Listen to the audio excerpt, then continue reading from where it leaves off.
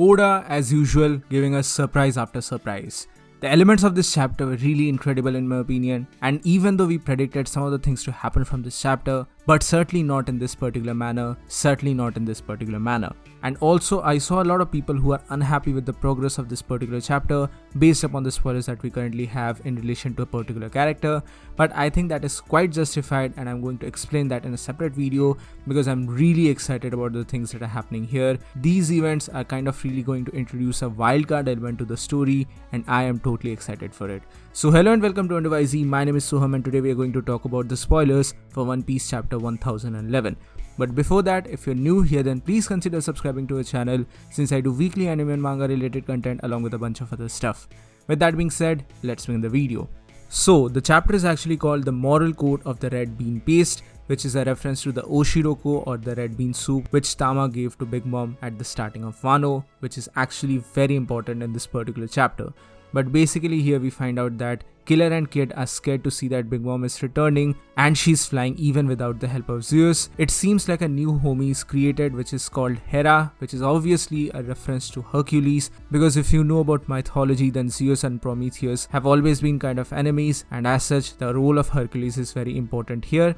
That is the reason why this new homie is called Hera, which is totally based upon mythology. However, it is supposed to be a female homie that we see is made purely out of thunder, although we cannot see it 100% as of yet according to the spoilers.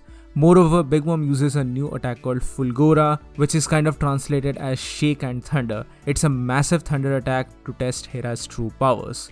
Moreover, Zeus has escaped from Kid's metal box since his powers have finally weakened, and it goes to look for Big Mom. But I'm almost 100% certain at this moment that Big Mom is going to refuse Zeus, and as such, Zeus is going to return to Nami, which is going to be Nami's moment to shine once and for all.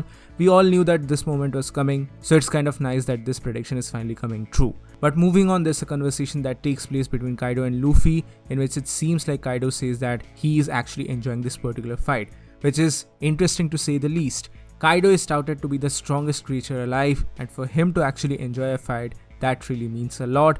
This directly shows the growth of Luffy as such. Moreover, he also goes on to say that the more distressed you are, the more fun you have, which is something totally in line with the character of Kaido. However, keeping in line with the previous events, we see that Law actually teleports both Zoro as well as Zeus, leaving Luffy behind on the rooftop. Now here, Kid and Killer actually arrive at the castle after an attack by Big Mom and they actually confront Hawkins. Now this was a matchup which I was totally not expecting, but I'm pretty interested to see what happens after this, because in the end, Killer is the one who faces Hawkins alone and Kid leaves to find Big Mom. And on the other hand, in this chapter we see the other characters and what they are doing here, because page 1 here chases after Nami, Usopp and Tama. However here, Tama goes to the live floor to give an orders to the gifters who have eaten her Kibidango. She will end her rule in the war. Tama is genuinely the MVP of Wano without a shadow of doubt. The amount of things that she has done here, it's basically more than anything that the Alliance has done so far. Tama is the MVP of Wano, you cannot say otherwise. You really cannot say otherwise. Moreover, here we can see that Usopp manages to slow down page 1, but at that very moment while they're running, Nami, Usopp and Tama meet Big Mom. Now of course, Nami and Usopp are absolutely terrified of her, but Tama goes on to call her Olin and talks to her in a very friendly manner. This is a typical gag of One Piece, but this is not just limited to a gag, because this is now entering into a wildcard territory, because Big Mom is not only just friendly to Tama, but even more than that, Prometheus says that she has entered her mother mode that only comes out with children under the age of 10 years. Now this is going to be very interesting in my opinion, because there's going to be a lot of different theories based upon this, because let's be real, we all knew that the Olin character was going to return. It was not just a one-off character, it was definitely going to return, but I did not predict this actually going to happen, and this opens a bundle of different opportunities, because here at this moment we can have a prediction that Big Mom maybe have split personality disorder. She has her Olin mode or mother mode, which is kind of based around her old childhood days. Then there is also a version of Mother Caramel, and lastly there is the Emperor Big Mom, the captain of the Big Mom Pirates. So I'm going to talk about all of these things in my separate in-depth video upon this character, so stay tuned for that. I'm not going to expand upon it here in this particular video, so stay tuned for that basically. Moreover, Big Mom here actually says that she's thankful to Tama and the people of Okoboro Ward who were taking care of her while she had lost her memories, and also they fed her. She says that pirates should have a moral code, but Kaido's subordinate don't, and that is the reason why she's absolutely enraged here. And she's not just enraged, she actually attacks them. Page 1 was chasing after them, and once he sees Big Mom, he tells her not to let Nami and the rest run away. However, Big Mom is actually the one who attacks Page 1.